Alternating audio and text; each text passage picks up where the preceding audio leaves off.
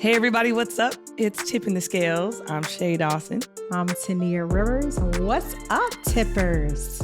Hey, glad to be back with ya. Favorite place to be. I say that all the time, but I mean it wholeheartedly. It's just exciting times to be spending time with my sis, Lil Shay, and with my tippers. Couldn't ask for a better day. I agree. And it is a nice day here. I played a little tennis this morning, so I already got my cardio in. You know, Mama loves to hear that. Yes. So it is a good day so far. So I think it's going to be a great episode. Awesome. Yeah, I love it. So what do we got? How are you doing in terms of exercise? I always like to do a check-in because we know we talked about a few things, and I think it's super helpful for our tippers as well in terms of really trying to maintain a healthy lifestyle, especially as we approach in the summer. We want our bodies to be looking nice for the beach. I don't know about you, but she want to be a whole looking treat on that beach. Okay. So so how are you doing? Just checking in. How's your eating? I have fallen off at first. I'm slowly getting back. So I'm about like 4 days in. Okay. When my mom came and my aunt was here every day, and my cousin was here every Family day, will mess. Listen, it was not family great. will mess you up. Yeah. And obviously that's an excuse. It is an excuse. But yeah, I allowed myself to be distracted and thrown off. So that's why I had took some time off. But I'm doing Tuesday, Thursday with our trainer at work. Well, he's a performance coach, but he's training us, me and my colleagues. So Tuesday and Thursday, we're doing that. Shout out James. Hey, James. So so we're going to get back in that. You know, immediately when you said that, what I thought about is when we used to do our tour-a-days together. Oh my God, with Dom. Oh, yeah. Hey, Dom, we miss you. Dom. I know. But that was so much fun just working out together. I really wish you could. I was in the best shape of my life then. You were killing it. I was having a hard time keeping up with you. That's because you were always in the other building too. So it was so more natural for me to go over before you. Yeah. Well, I'll be like, T, where you at? Okay.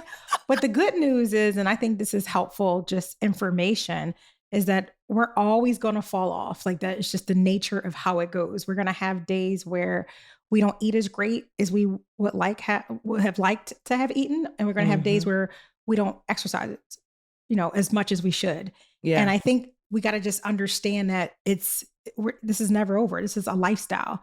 And you may fall off, you may fall short, but you got to get back on and do what you need to do. Just don't stay in it. Exactly. Recognize and move on. And you have just literally held me accountable. Like you literally let's check in. So for me, now I know I got T in the back of my mind. So I need to get it in because she's probably going to ask me again next time.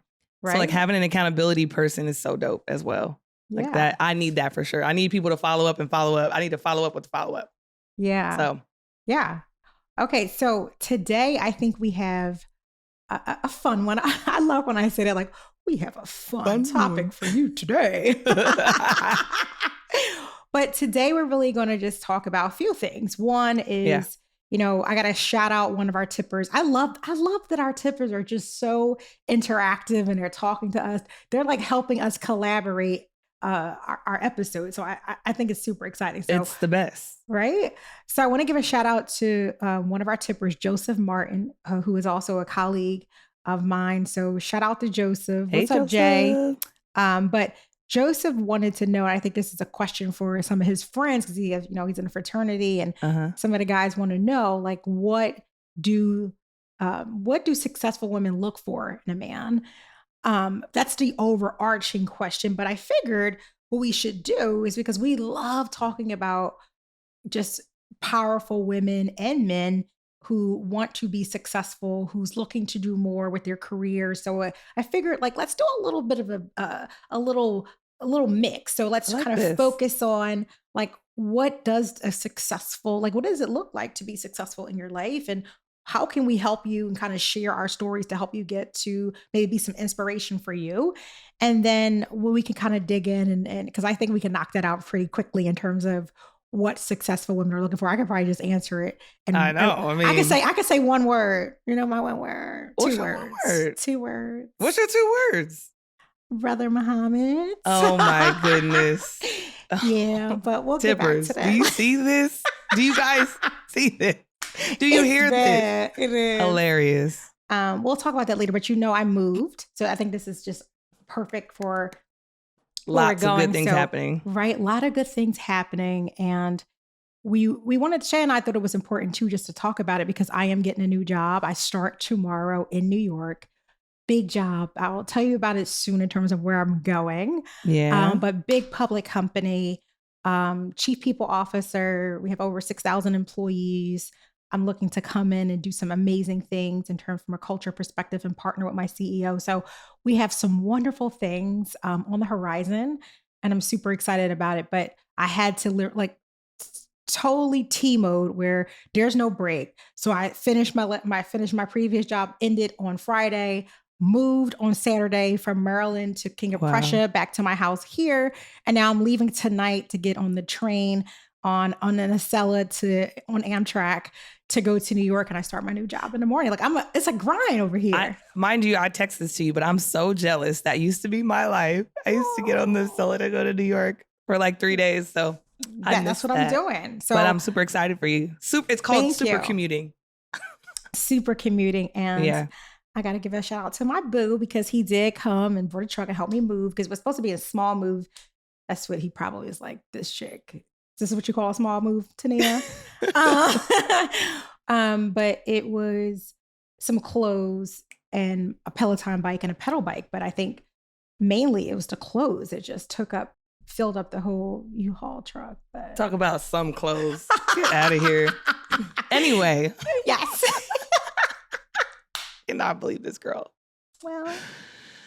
I just feel like I should say, I told you so. I told you so. But anyway. You did tell me so. Yeah. But I think for me, and you have to figure out too, Shay, and I'm curious to when you knew, because this was a big moment for you when you decided to leave the Sixers and really kind of go out on a limb for something new and exciting. But for me, I think we have to do better at knowing when it's time, because sometimes, and not even just in our professional lives, but our personal lives, we stay in situations for far too long. We see the writing on the wall and we know that it's time for us to move on. And for some reason, we just continue down the path and say, well, maybe my leader will be different. Maybe, the things that I'm expecting out of my workforce will change.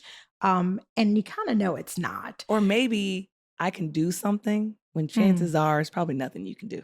Right? Because they just don't like you, boo. They just don't want to rock with you, Right. So for me, I really had such an amazing opportunity and it was exciting for me, but it was hard for me to let go.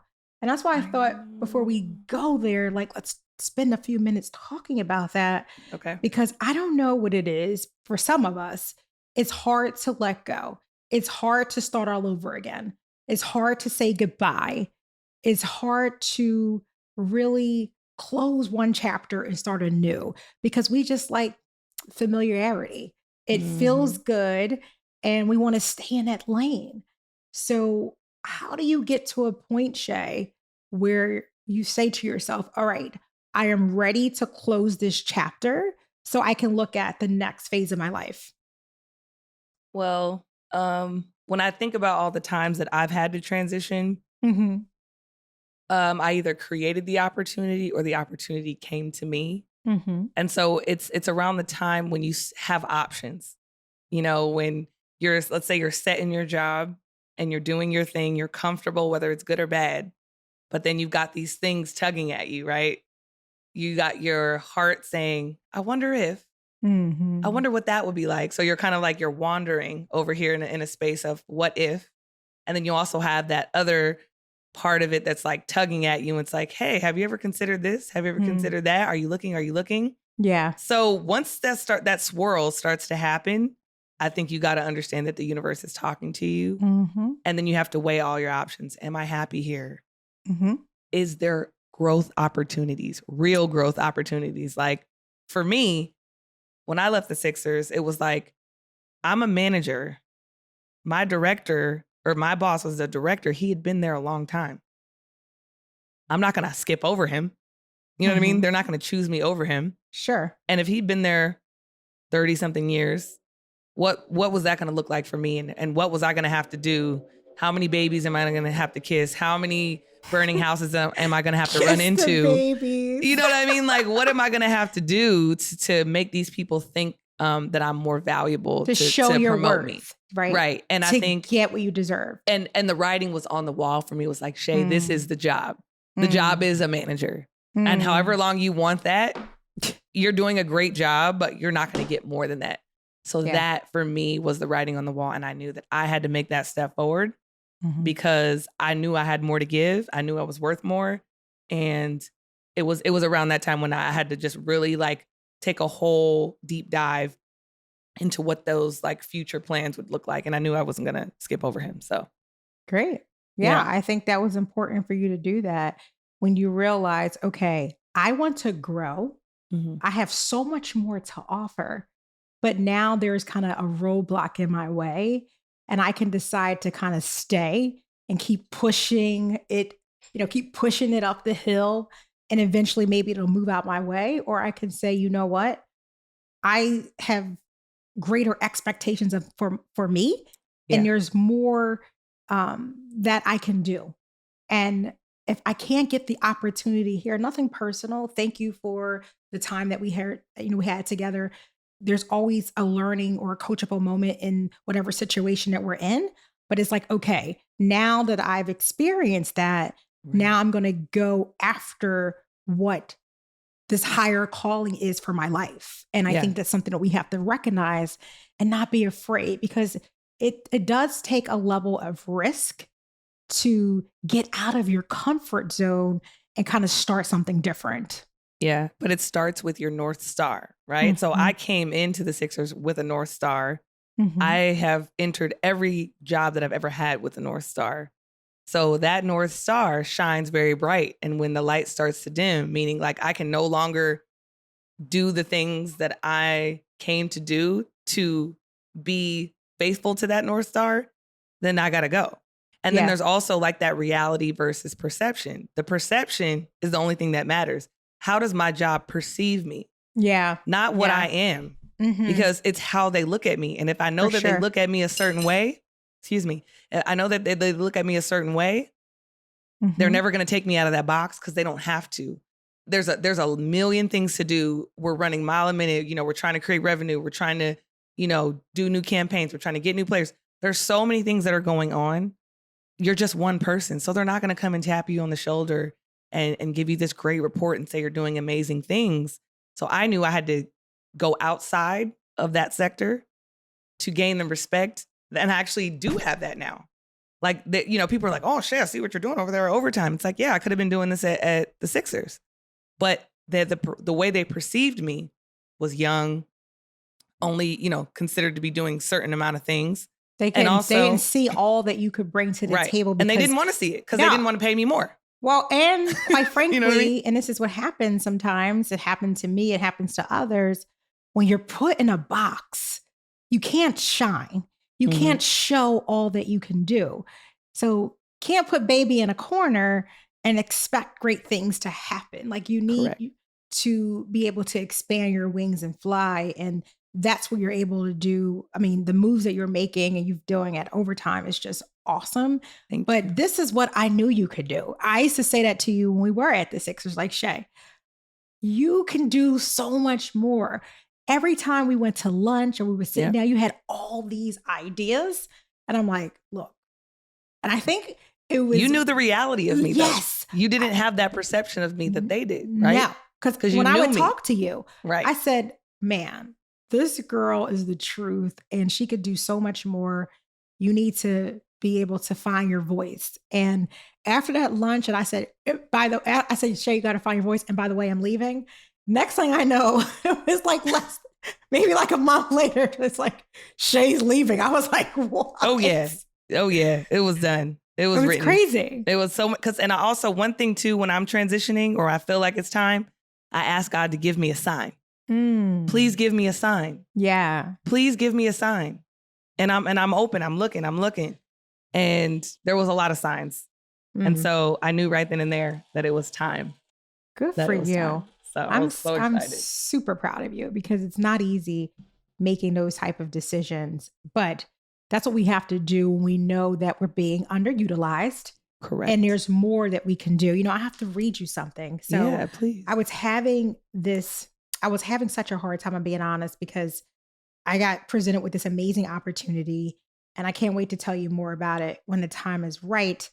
But I have the opportunity to work for this amazing leader who is just awesome. And when we had our interviews, we just really had a connection. Ooh, that's good. And I was just like, oh, you're saying everything that I need to hear, but it's not just words that was coming out of his mouth. It was very authentic. You were aligned. Tell that, yeah, it was the authenticity of it.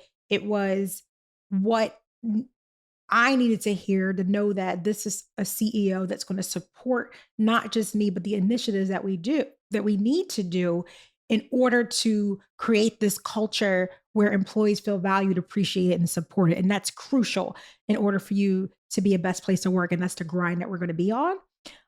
But I knew this was like this amazing opportunity. And at the same time, I'm just a loyal person, and I am the first person to kind of raise my hand and say, you know what, I stay in situations too long. You know this about me. I do as well. And I said to myself, okay, I got to do this. And when I was resigning, I was having a hard time. My boss was just like, think about it.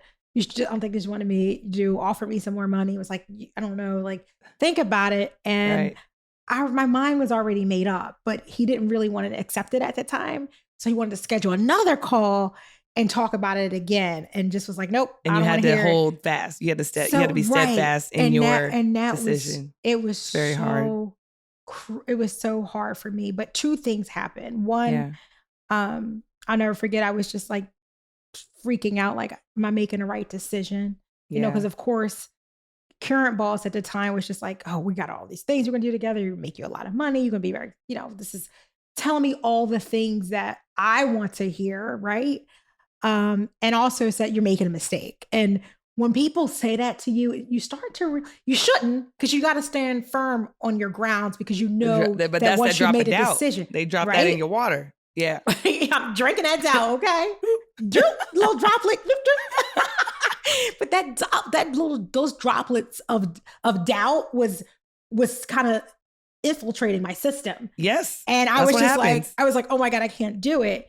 And two things happened. One, I had texted Brother Muhammad. I was like, oh my God, I just nervous. And he's like, he's always just sound and give me good advice. He's like, ooh, come on, brother. He literally come on, brother. Wait, this is the funniest thing he said to me. And this is why it's just like, I can't. I'm not even going to talk about that. But this is why I just am the way that I am. He said, yo, stop that soft shit and do what you know you need to do. You made your decision. It's a great opportunity. Unless we need to hop up on a call and talk about maybe is the New York opportunity not right for you? And I said that, I was like, thanks, boo. I needed to hear that. Like, just like stop that soft shit. Like, he literally texted me that. Okay, I'm thorough over there. and then so that happened, and I was like, okay, right. All right, so like, boom, straightened you back up. Got your right, so that straightened me up, and I was like, okay. When he now said you in that, your fighting stance, okay. Right, so I got ready. All right, Then what happened? Bounce. Then I was on LinkedIn because I was helping someone try to get a job. I'm really passionate about that. And I came across this quote Adam Grant had put on his LinkedIn. And let me tell you something. I literally read this to my boss when I had a second call with him, when he was like laying heavy with those droplets of doubt. Which I appreciate that he was trying to keep you. I'm not mad at him. I respect it. Yep. But listen to this, what Adam Grant posted. And I was just like, yes, Adam. Okay. He needed to hear this. It says, quitting your job isn't being disloyal to your boss. Sometimes it's the only way to stay loyal to yourself. If work threatens your well-being, leaving is an act of self-preservation. If work violates your values, quitting is an expression of integrity. So then you was what? You was ready to go. So I got back when I texted Brother Muhammad, like, oh my God, babe, this is what I came across. Like, you need to read this. This was right. Thank you for that message. Blah, blah, blah, blah, blah, blah. I love it. it was that almost like, okay, yet another confirmation that I needed. But look, that's giving you a sign. God, give me a sign. Yeah. Those are those things you need, because that doubt will be swirling in there. Right? Yep. But that is just so important. Like, if your work is not bringing you value, if you are not being appreciated for the person that you know that you are, if you can do more, but you feel like there's something that's holding you back, you gotta be ready and take that leap so you can see what's in store for you across the other side of the door, which is going to be something amazing for you. Yes. And if it's scary, you best believe on the other side of it is going to be more rewarding. If it's not scary, you're not going to be challenged. You're not going to grow. You're not going to do amazing things. Like literally the best time of my life was when I had 3 jobs. Well, I had a job and 2 job offers. Look at you. It was like literally exactly, because it was like, okay, this one's safe. I could probably potentially doing the same thing, so I can keep the same type of lifestyle. And then this one was like so unknown and scary, because it was like, well, we don't know. What are you bringing? You should do what you want to do. And I'm thinking, do what you want to do is like an open invitation to create. And I was like, I'm going with the scary option. I'm about to go create. And literally ever since, like everything has been the first of its kind that I've helped create at Overtime. It's like, that's awesome. Never been done before. So each time it's like, oh, yeah, we're the first people to do that. Oh, yeah, we're the first people to do that. And like, how many people can you say? And you can't do that when you're comfortable. So shout out to you for choosing yourself in the face of something very difficult. It's really hard when a employer or a significant other is being like, but don't go, but I love you now. And here's why. I love you now and I really want to show you. And you're just like, why didn't that's what I wanted to hear, but I'm good. Right? I'm going to choose the door. And you know what I tell people all the time, and especially in relationships, I think it's important for us to know that when people say the words like appreciate, love, like, those are action words. And you need to be able to see the action and not just those words that are coming out of someone's mouth. Like when someone says they love you, they need to show you that they love you. If an employer says, I appreciate you, then you need to be able to see and feel that appreciation. It's not just words that are coming out of someone's mouth. It's actionable things that should happen. And if someone says those words and they haven't shown those actions when you're about to leave, that is toxic and it's gaslighting. And don't believe them, because they don't try to fill me up with the nonsense. You see what I'm saying? Show me all those I love you. I miss you. No. You're lying. You're trying to get me to stay because you don't know what to do. And now you're flailing and you're scared. No, not. That is a red flag. I'm sorry. And it's not okay. And you can't wait until someone's leaving to be able to express all the things that, I'll pay you more. Then why didn't you pay me when I was in this job? You should have been paying me that to begin with. Like, pay me what I deserve. Or waiting, we're going to do this. We're going to do this. Like, these are things that you should hear. It should never be things that you hear when you're walking out the door. That's personal or professional. Like when someone really cares about you, you know, the entire time that you're in a situation, right? Yeah. So I think. So what are the other things that can happen if you stay too long? Like, okay, like is there any? I guess you only can get better, or you can get worse, but you can never stay the same, right? So like, what are the other things that like are the downfall of staying too long? Yeah. I guess a lot of people sit in that area. They're like, oh, well, I'm comfortable, but I'm miserable. So like, what else can happen? Yeah, I think a few things happen. One is you lose yourself, and that's important. And you can't do that because, you start to doubt yourself that you are not capable of doing more because you're being stuck in this situation. And it basically stunts your growth because you know that you are very talented and you can do much more. But when you stay in a situation where you are limited, then you start to lose yourself in a little bit.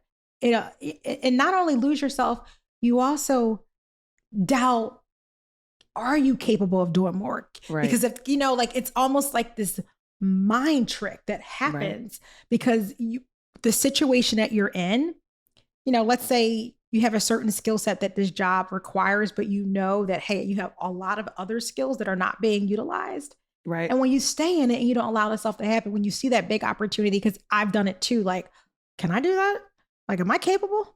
Can I handle that? Like, you start to ask yourself when you know you can do it, but you start to really doubt yourself. You're preaching to me right now. Right? And you're like, I've said it to you before, like, Shay, like, you should be the GM, okay, of a team, because you are very much capable. Thank you. And you start saying to yourself, can I be a GM? Do I have this? Can I do this? It's like, and you know that you can do it. Yeah. But to answer your question, Shay, that's what happens when we stay in situations for too long.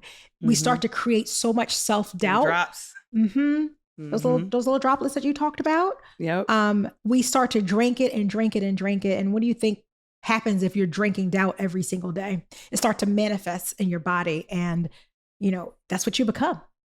Man, you talked about last episode, you said you start to fill your belly up with shit. So if you start to fill your belly up with shit and you drinking doubt, man, you're just one recipe for disaster. You're eating shit for breakfast and you're drinking doubt juice. I mean, that's just not good for you. Good. That's good. You need a whole, like, what is it called when they clean out your intestine you get a colonic. You need like a whole type of colonic. Cleanse your system out, okay?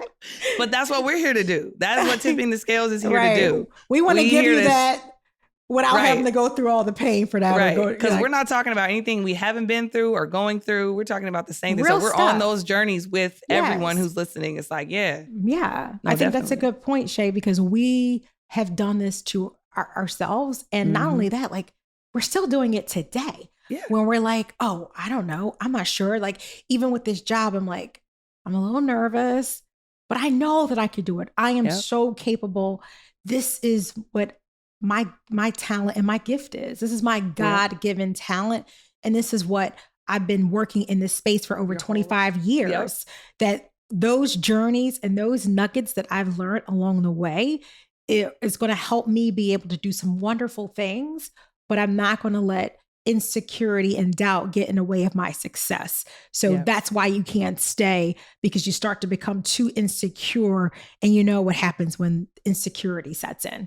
Right. And the biggest thing is you're going to do it your way. Yeah. You have the scope of work. That's the technical part. That's the job. But then you're going to add that tea sauce in there. You know what I'm saying? Okay. So then it's going to be like, well, let me just let her move on out the way and let her do her thing. And I think sometimes we think that, well, also people have micromanagers. So that's what you're also afraid of. It's like having to living up to someone else's standard is very, very hard to do. Yeah. So if you are at a company that lets you do you, a lot of great things are going to happen. But if you are being micromanaged, that is where the anxiety and the doubt starts to happen too, is when you have micromanagers. And don't let it happen.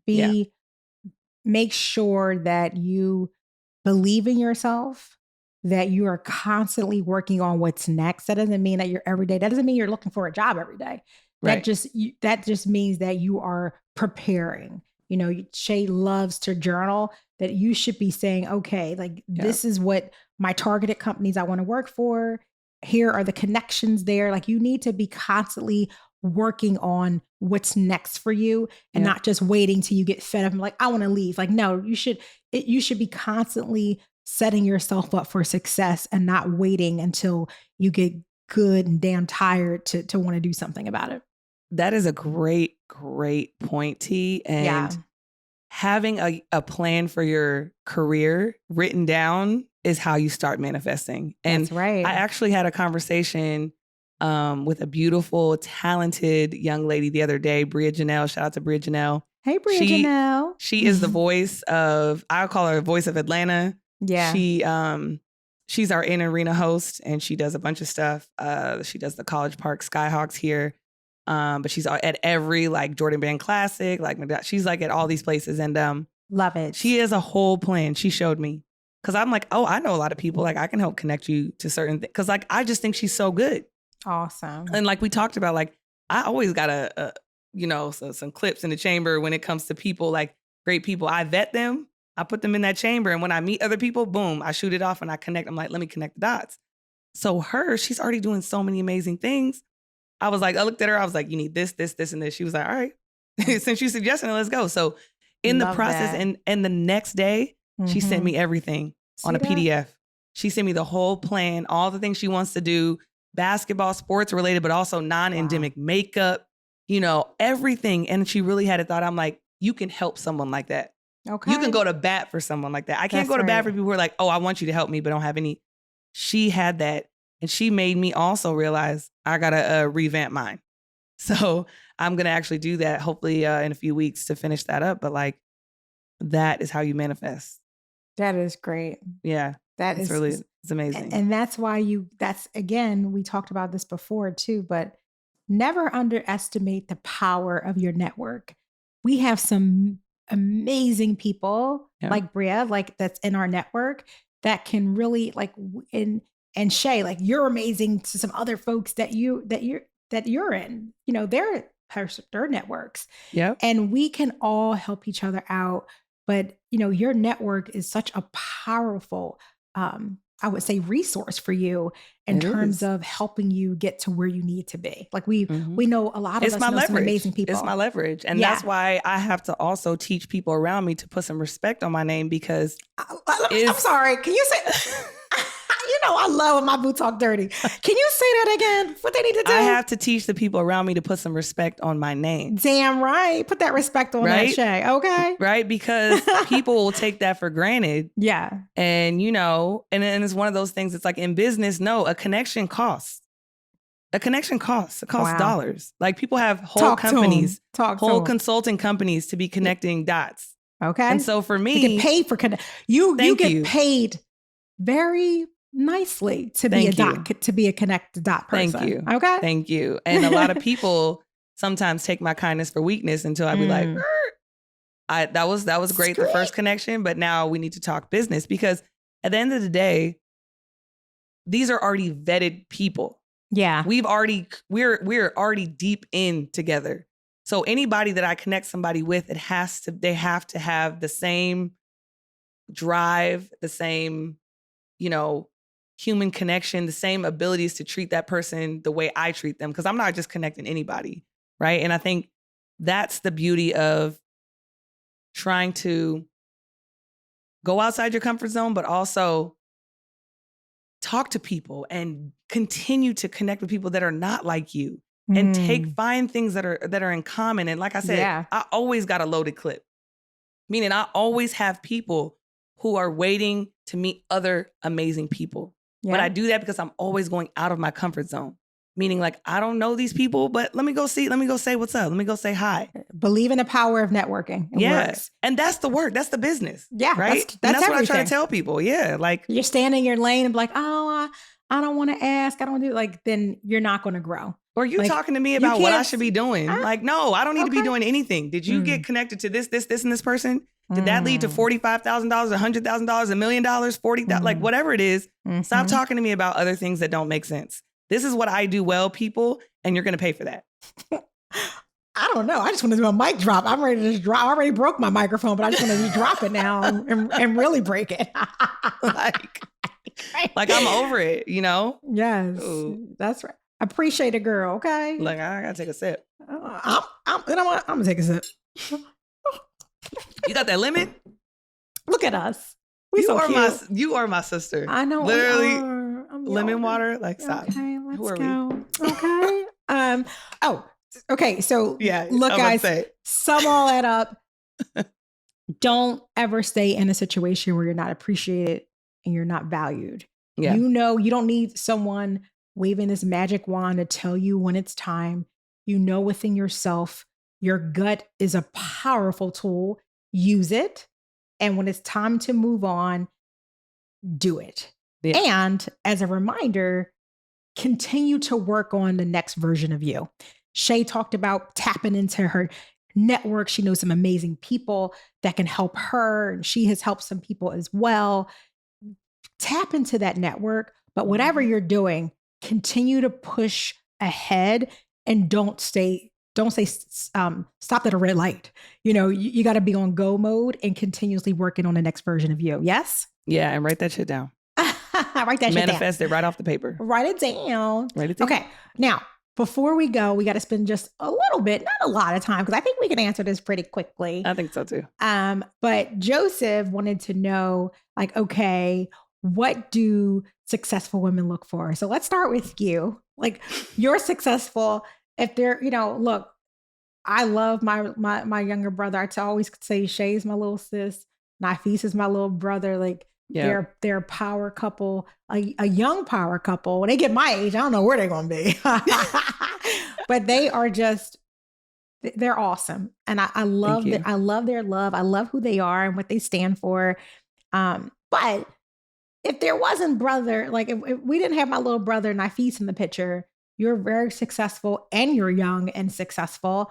What would you look for? What does, you're successful. What you tell us? I'll tell you what Nafis did and what I didn't. Well, like I said, in the past, and like I've said before, so if you're a faithful listener, you already know the things I've been through. But I didn't really know what I was looking for.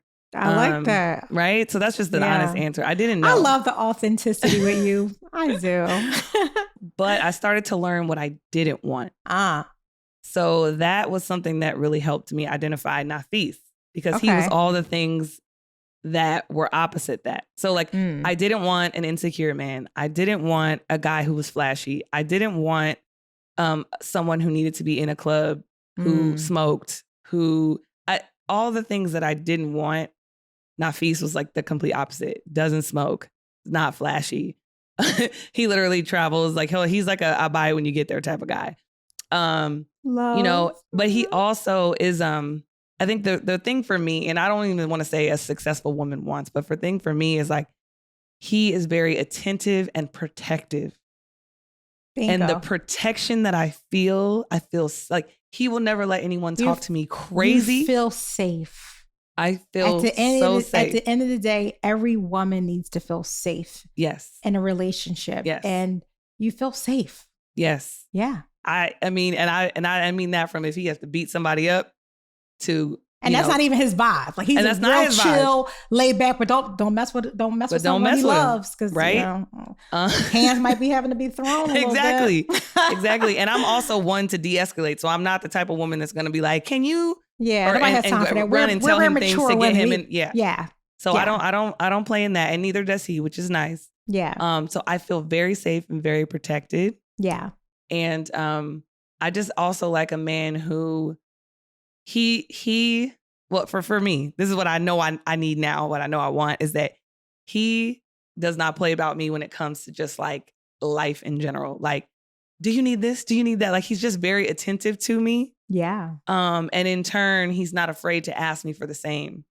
He's basically like, yo, babe, I need you to like make sure he'll tell me like, I need you to like do this for me. I'll be like, you need that? He'd be like, I actually do. So like, he's very communicative, but also very attentive. So I would say attentive, communicative, and protection. And he also is he's very detail oriented when it comes to his career. I can see the plan. Like he talks to me about the steps that it's going to take to get to where he needs to go.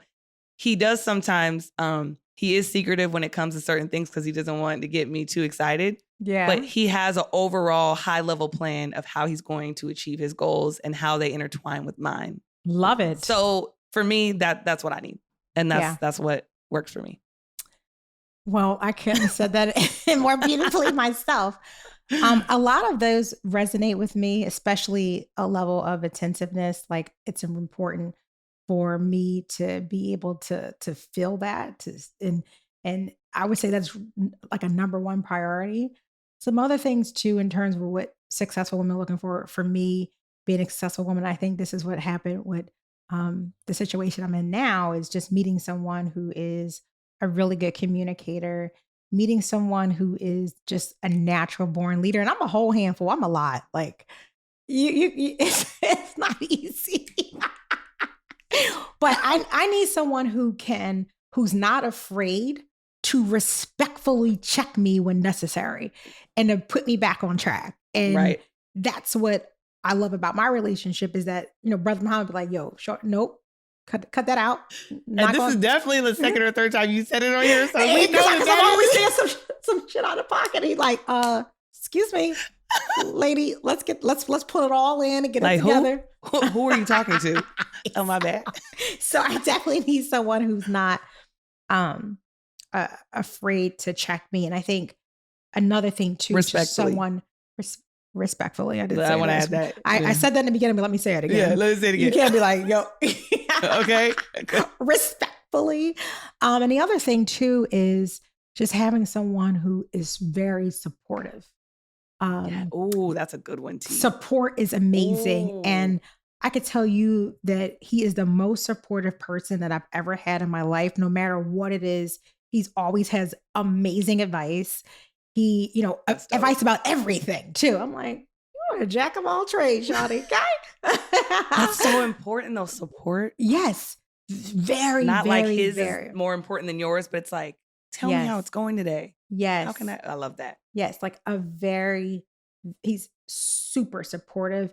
I think the other thing too is just someone who is the things that we talked about in relationships, someone who is authentic, someone who's transparent. For me, it's not about, because I get this asked all the time, Shay, this, like, oh, people just assume because of the lifestyle that I have and because I do very well on my own, like, just make a couple of dollars, but it's okay. But just because I do well on my own, and then because my son plays in the NBA, people just think that I'm looking to be like, oh, someone needs to make X amount of money. Like, that's crazy. Like, right. Of course, you want someone who can stand on their own 2 feet. You just don't want to be supporting someone. Right. And neither do I. Right. That's not what we want to do. No. But that's not something I'm looking for. Like, oh, I want to meet someone. I think this is a misunderstanding that some people have about successful women, that we're looking for someone to make X amount of dollars, because that's just not true. At the end of the day, I was looking for someone who's just going to love me for me and see Tania for who she is. And that's exactly what he does. Yeah. And which is why things are going the way that they are today. I love it. And I'll also add that, now I can't speak for me. This is not me, but these are some of my friends. Like some of my friends like for, their significant others or whoever they're dating to be thoughtful in their gift giving. That's true. Right? Like one of my friends, she makes a lot of money too. Make a girl feel special. I mean, so what girl doesn't want to feel like they feel special? Yeah, she's like, to just buy me something is cool, but like when she gets thoughtful gifts, she like gets emotional. So like being thoughtful in that way, right? So like treating this person like they mean the world, in times that they don't expect it. Not waiting for American holidays to, do something or schedule something. Dating, consistent dating, going on dates, being thoughtful, planning. One thing I hate, and me and Nafis haven't gotten here yet. Okay. But I don't always want to be the planner. Sometimes I want him to be like, Shay. Excuse me, Shay. I just got to plug in my laptop. Of course, she forgets to plug in her laptop because she's just. Shut up. Please don't tease me. Please be nice. You're cracking me up. But yeah, so just like stuff like that, that's like, let's go on dates. Be thoughtful and gift giving. Like when you do that, it's just, and don't ask for something that you're not going to give. Talk about that. You know what I'm saying? People need to hear that. Yeah, let's spend 2 minutes talking about that. So when you say, you don't ask for something that you're not willing to give. Like, don't expect things from me. Yeah. Ooh. Let's give an example of that, because that's a lot, but it happens all the time. So let's dig into that a little bit. I mean, I would even go as far as like, you want to know the details of what I'm doing, but you never get the details about what you're doing, right? Like now, this is not my relationship, but I've had this in the past where I'm you want to know where I'm at every time. You want me to take pictures. You want me to send my location and everything. But when I ask you, you don't want to do that. Yeah. Or, even affection. You want me to show you how much I appreciate you and like be on you. But yet when I'm like, hey, like, where is that? You're like, I'm not used to that. I don't care what you're not used to, then don't expect it from me. Right. But then you're also get to a place where it's like, if we're not expecting that from each other, then what are we doing? Yeah. Right? Like, I think it goes back to what we say all the time. And you've definitely heard this term many a times on Tipping the Scales, but don't be with an emotional vampire. That's for everyone. Like no matter who if you're with someone that's an emotional vampire, that's someone who basically sucks you dry, that needs so much but not willing to give you anything. But they take from you emotionally. Then that's going to be a recipe for disaster, because just like you are giving a lot of love and support and energy, especially energy that you're putting into that relationship. Right. If that's not reciprocated, then that's an issue, and that's going to become a problem, and you're just going to be drained. So cut those emotional vampires right off. The number one thing, actually, and I'm over here being prude, is like in the bedroom or in romantically, don't ask me to do stuff that you're not willing to do. So let's make sure that we're willing to all be participate. I just talked about that. Yeah. Like, no, yeah. I'm not down for that. Yeah. Like it should be a pleasure principle in that bedroom, right? Between the two people who are in there, right? So I won't get too crazy because you don't always have somebody's mama, but we're grown-ups and we talk about being an adult podcast. Okay. And if you're a child, you shouldn't be on here. Thanks. But more importantly, we talk about being transparent and authentic with our tippers, and sex is an important part of a relationship for me. Correct. And others. And there needs to be pleasure is an amazing thing when you want to please someone else. Like it just heightens the experience, because if I'm pleasing, then I get satisfaction for being a pleaser.